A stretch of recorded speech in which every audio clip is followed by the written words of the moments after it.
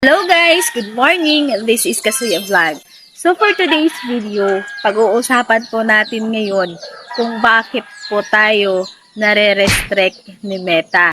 So panoorin niyo po ang video na to hanggang sa matapos.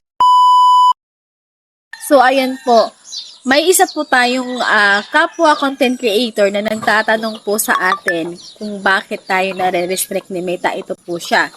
Ayan po yung sabi niya.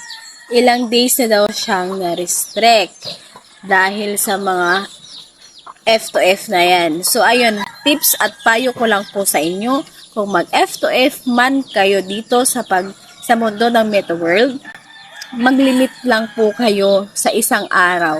Kumbaga, sa isang araw, set lang kayo ng 10 katao. Bukas, ganun na naman.